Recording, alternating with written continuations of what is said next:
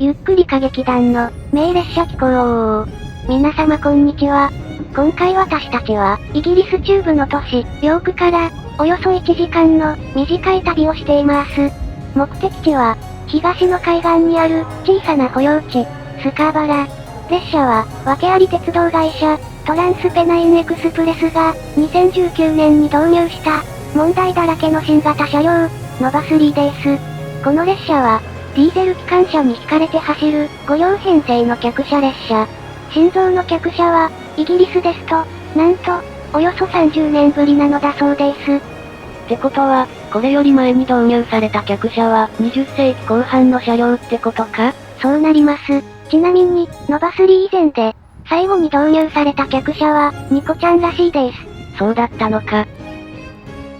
客車急行のノバ3は、幹線からローカル線まで、幅広い路線に対応した列車です。足元には、時速200キロに対応する、高性能の台車を履き、車内も、最新の高速特急と同じ水準の設備が自慢です。ところがこの列車は、これから苦難の道を歩むことが決まっている、ちょっと訳ありの車両でした。私たちが、新型車ノバ3に乗ったのは、2023年11月下旬のことです。この時期は、日照時間が短い上、空模様が崩れることも多い、観光には不向きな季節です。クリスマスシーズンが始まり、街のイルミネーションは綺麗なのですが、それに伴い、鉄道は日を追うごとに混雑が増していきます。車内にお客さんが多く、景色も長く楽しめないタイミングで、どうしてイギリスに来たのかというと、このノバ3が間もなく引退してしまうからでした。毎年12月初旬になると、イギリスをはじめ、ヨーロッパの鉄道は、大規模なダイヤ改正が行われます。新列車の開設や、新型車両の投入が多い一方、このタイミングで、トランスペナインエクスプレスのノバ3は、退役が決定していたのです。引退が決まった列車の車内は、地元の人よりも、お別れ乗車をする鉄道ファンが多く乗っていました。今回はその経緯と、いつもの通り、余計な話をしてまいります。改めて、事の経緯を最初からお話ししていきましょう。イギリスでは、久しぶりの新造客車となる、ノバ3。この列車を運行するのは、トランスペナインエクスプレスです。スコットランドからイングランド中部にかけての地域に路線を持つ鉄道会社で、主に急行相当の列車を走らせています。この会社は2016年に塗装を大きく変更しましたが、それ以降は現在に至るまで、社名やイメージカラーを一切変えていません。けれども実は、2023年5月を境に、運営母体が大きく変わっていました。もともとトランスペナインエクスプレスは、民間のバス会社グループが運営を手掛ける会社でした。ノバと称する、3つの新型車の一斉導入を決めたのも、この運営体制の頃です。当時のトランスペナインエクスプレスは、マンチェスター、ヨークなど、都市部の通勤需要と、大きな都市同士を結ぶ、急行列車の運転の両方を担っていました。そのうち、利益が見込める都市間急行部門に、大規模な投資をしたのです。その額は、5億ポンド、およそ1000億円にもなります。決して少なくない額ですが、座席数や編成が増えますし、高速化により所要時間が短縮されます。おまけに、イングランド中部の東西横断路線では、お客さんの積み残しがあるほどに、需要が逼迫していましたから、妥当な投資だと判断されていました。これらの新型車は、2018年から順次鉄道会社へ引き渡され、トランスペナインエクスプレスは、大きく躍進をする、はずでした。久しぶりにやったねこの展開。初回から続く伝統芸ですな。けれども、期待の新型車たちが、イギリスへ届き始める時期から、少しずつ歯車が狂い始めます。本来ノバシリーズは、客車列車のノバ3から順に、営業運転に投入される計画でした。客車は、電車やハイブリッド列車と比べ、構造が格段にシンプルです。その上、彼らと編成を組む、クラス68型ディーゼル機関車は、すでに運転認可を取得しているので、運用開始までのハードルは低い、と考えられていました。しかし、イギリスでの実地テスト期間中に、ノバ3と同じ型の寝台客車で、ブレーキ周りの不具合が発生。すべての車両で、改修が必要になってしまいます。問題が起きた寝台客車と、同じ構造のノバ3は、当然ブレーキシステムも同一ですから、安全性が確保されるまで、運転開始が遅れてしまったのです。そのせいで、お客さんを乗せて、ようやく走ることができたのは、2019年11月下旬のことでした。しかもこれ、最初の計画では2018年に運転開始の予定だったんだよ。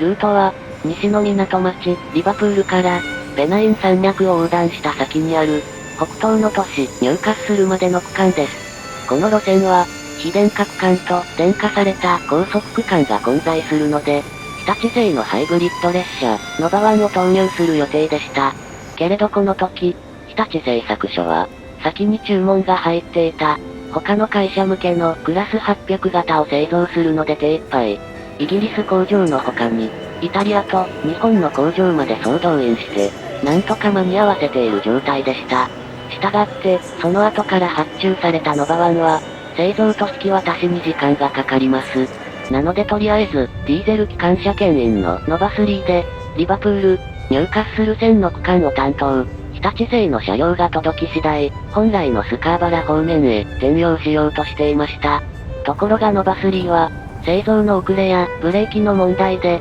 運転開始が大きくずれ込みます。その間に、日立製のノバ1が、期日通りに納入されちゃったんです。よって、客車列車の暫定運転は一切ないまま、ノバ3は、海辺の町との往復を開始したのでした。このように、新型車の投入予定は、少し変更がありましたけど、沿線の旅客需要はありますし、よほどのことがない限り、これからは大丈夫。と思った矢先、皆様ご存知の、よほどのことが起きてしまいます。2020年から世界中で猛威を振るった、例のあれです。それに伴い、感染防止のロックダウンがイギリス全土で施行され、トランスペナインエクスプレスをはじめとする、鉄道会社を直撃します。ですがさすがにこの時は特別措置として、運輸省や国が、鉄道事業者を救済することが決まっていました。その後も鉄道会社は苦難が続きます。旅客の需要回復が予想を下回ったことに加え、2022年、23年は、待遇改善を求める乗務員の大規模なストライキが何度も起きてしまいます。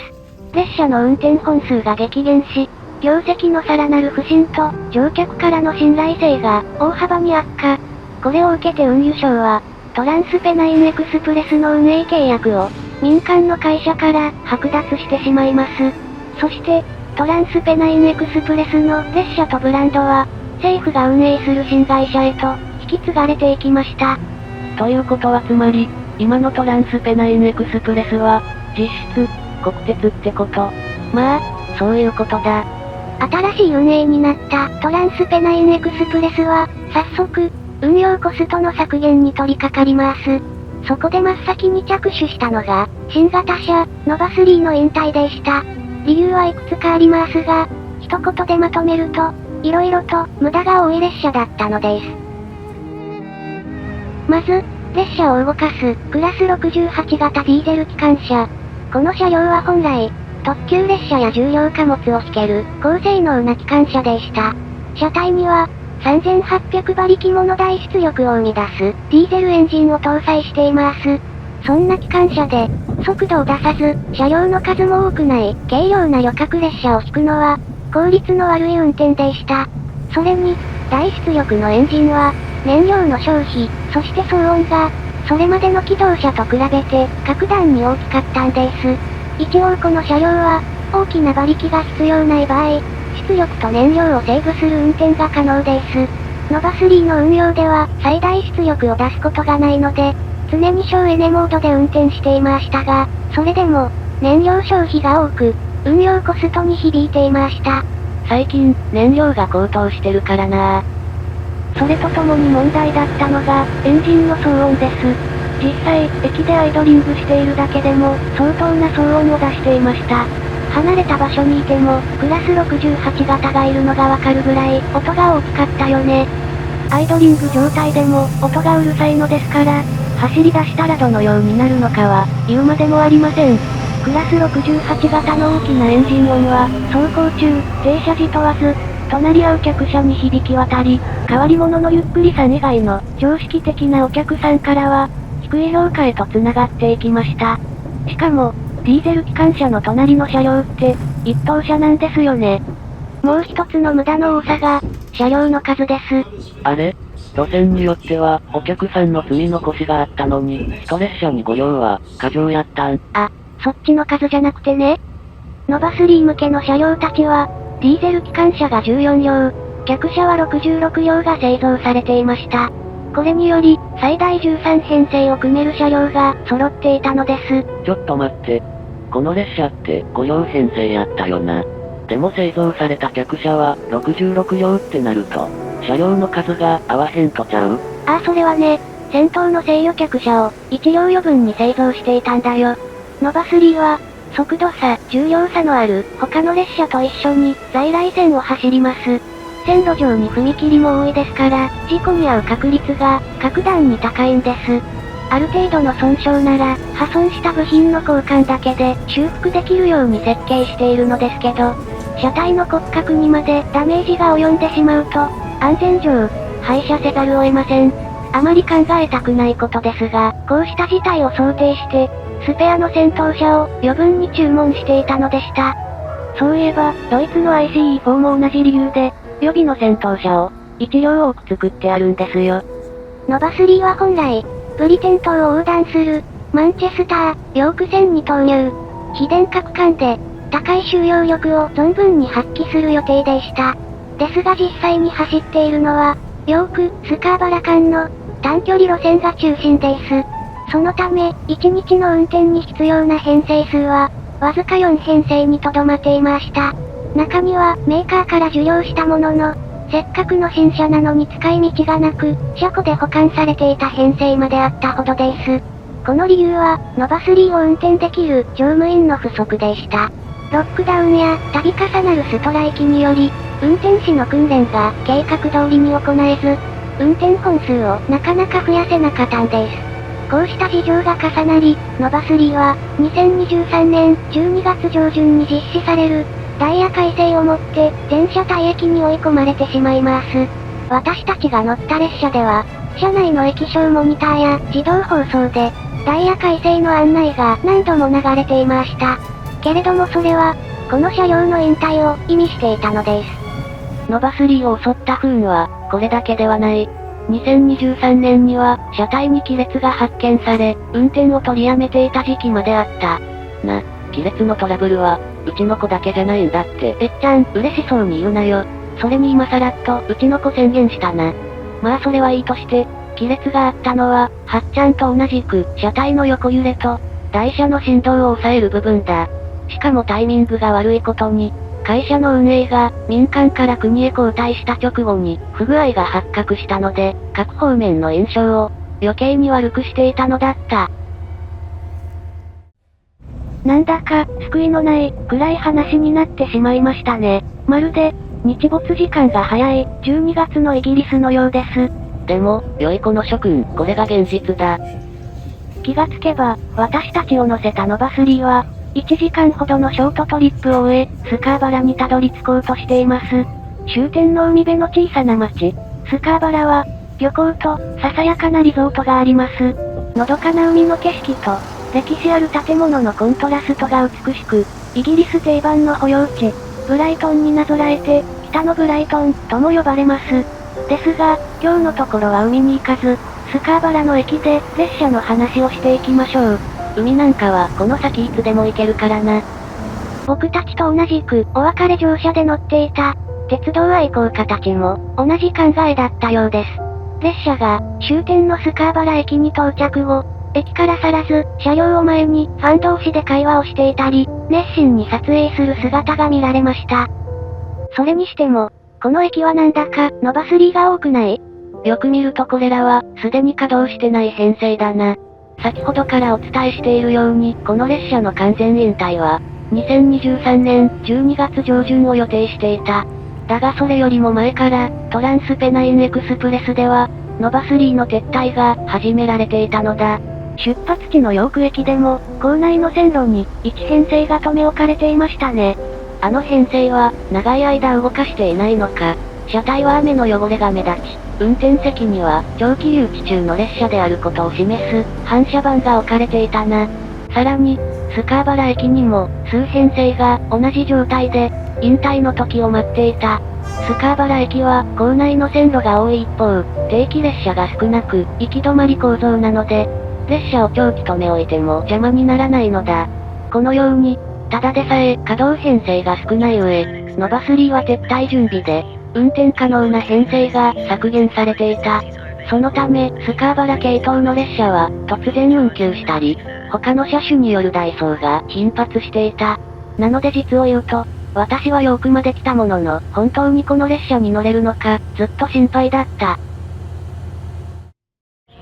それでは、引退した後のノバ3の車両、客車や機関車たちは、どうなってしまうのでしょうか。幸いなことに、クラス68型ディーゼル機関車は、貨物列車や検測車など、他の仕事が待っていました。ダイヤ改正を待たず、早々に運用を離脱した一部の機関車は、トランスペナインエクスプレス塗装のまま、貨物列車を引いている姿を、現地の鉄道ファンが目撃しています。また、クラス68型には、落ち葉破棄列車という珍しい運用についている車両もありました。イギリスは風が強く、秋から冬にかけて、線路に落ち葉が積もることがよくあります。一般的に落ち葉といえば軽くて乾燥しているものですよね。でもイギリスの場合は雨が多い国ですから、降り積もった葉っぱが雨によって線路に張り付いてしまうんです。この時、葉に含まれる成分、タンニンがさらなる悪さをします。タンニンは水溶性の物質なので、雨に濡れると簡単に染み出してしまいます。簡単に言えば、葉っぱの成分を線路に抽出している状態なんです。さすがイギリス。人だけじゃなくて、鉄道車両もお茶をたしなむんやなぁ。すげえだろ、エスプレッソの国の電車。言っとくけど、エスプレッソはほんまに鉄道の急行列車が由来の一つやぞ。マジ？まあそれは、話がそれるから置いといて。タンニンは、酸性の物質のため、鉄のレールに付着すると、表面をわずかに酸化させ、摩擦の低下を引き起こします。すると、車輪が空回りして、加速もブレーキも、効かなくなってしまうのです。機関車トーマスで、落ち葉のため、重い列車が丘を登れなくなる、なんてお話がありましたが、あれは本当のエピソードなんです。同様の現象は、現代の車両でも発生します。トランスペナインエクスプレスでは、山間部の区間で落ち葉が多いと、今でも列車が坂を登れなくなり、遅延や運休が発生してしまいます。そこで登場するのが、落ち葉破棄列車です。水のタンクを乗せた、2、3両のコンテナ貨車を、ディーゼル機関車が、前後で挟む形態で運転します。貨車には、タンクの他に高圧洗浄機が搭載されていて、線路に張り付いた葉っぱやタンニンを、洗い流しながら走行します。私たちがスカーバラに到着した時も、たまたま落ち葉破棄列車がいて、鉄道ファンが撮影していました。それにしても、すごい汚れやなぁ。そりゃあ落ち葉破棄列車は、高圧の水を線路に吹きつけながら走行する列車だからね。どうしても、レールの周囲の細かい汚れを一緒に巻き上げてしまうのだ。美しくはない列車だが、イギリスの鉄道の定時運行と安全を陰ながらに支える重要な役割だ。元のバスリーのクラス68型も泥だらけになりながら安全運転に貢献していたのだった。一方で扱いに困ったのが、ノバ3の大多数を占める客車の方です。製造されてからさほど年数が経っていない新型車両ですから、当然スクラップにはしませんが、他に必要とする鉄道会社が出てこないのです。一時は、ロンドン近郊の非電化通勤路線で、輸送力増強に使われるのではないか、という噂もありましたけど、実行に移される気配は、今のところありません。現在は、トランスペナインエクスプレスの塗装が剥がされ、各地の車庫でひっそりと保管されています。最新の設備を備え、致命的な欠陥もない新型客車なのにもかかわらず、大した活躍もできず、早々に引退に追い込まれてしまう。しかもその後も、引き取り手がいないという、まさに踏んだり蹴ったりな客車です。なんだか、呪われているかのような車両ですが、私は、この形式番号が、よろしくないんじゃないかと思うんですよね。この悲運の客車は、マーク5という形式が与えられています。あれ、それって、その通り。かつて、イギリス国鉄が計画していた、幻の高速列車に割り振られていた形式です。特急列車としてのブランドは、インターシティ250と名付けられ、最高時速250キロで、西海岸本線を疾走する予定でした。実は、ヨークの鉄道博物館に、模型が密かに置かれているんですよ。あれを見つけたとき、ゆっくりは5分ほどフリーズしてました。いや、少なくとも10分は固まってたね。ですが、初代マーク5客車は、日の目を見ることがありませんでした。インターシティ250計画は、走行可能な車体を、1両も製造しないまま、1992年に中止の決定が下されてしまったんです。それから、24年、実際には使われなかった、幻の形式番号を再利用した、新しい客車が誕生します。それが、トランスペナインエクスプレスの、マーク 5A 客車、ノバ3でした。ところが、2代目のマーク5客車も、紆余曲折の末、短命に終わってしまいます。同じ形式の寝台列車は、まだ走っていますが、納入遅れや、不具合が頻発していましたし、マーク5という形式は、もしかしたらイギリスでは、呪いの番号なのかもしれません。なんだか話を聞いていれば、前編でじいちゃんさんが、いろんな事情が重なって、名列車になっちゃったって言ったけど、こいつも十分、名列車の素質があった車両じゃないか？それでは最後に、ノバ3の引退を、後を受け継ぐ車両の話を簡単にしましょう。それは、日立製の列車、ノバ1と、便利車両のクラス185型機動車が担当します。わかった。ヨークからスカーバラまでは、そこまでお客さんが多くないから、3両の列車で十分。そして、前から混雑していた、ペナイン山脈の横断路線を、座席が多いノバ1が受け継ぐんですね。って、私も思ってたんだけどねどうも山脈横断路線も、クラス185型が多いらしいんです。トランスペナインエクスプレスは、路線の範囲が広くて長く、列車は1時間に1本の割合で運転します。それに対し、多機能高速車両のノバ1は、19編成しか在籍していません。なので、本来計画されていた路線をこなすだけで精一杯。ノバ3が担当するはずだった路線まで、肩代わりする余裕がありませんでした。だから、座席が少ないのを承知で、クラス185型を使い続けるしかないんですよ。しかしなんだ。現状は、バッドエンドにしかなっていない名会社と車両たちですね。でもこの先、状況が変わる可能性は、十分あります。何か変化があったら、随時お知らせする予定です。それではまた、北の国でお会いしましょう。前からやりたかった、ノバ3編にお付き合いくださり、ありがとうございました。